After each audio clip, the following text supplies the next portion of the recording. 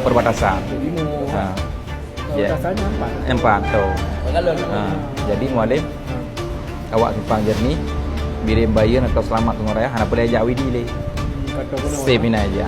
Jadi KTP lihat tiga, kakak tiga, akta kelahiran, akta kematian, lalunya perizinan, sertifikat, inan madu. Inan. Hanya belum resmikan. Kalau bukan enak. Janji kompanya aja.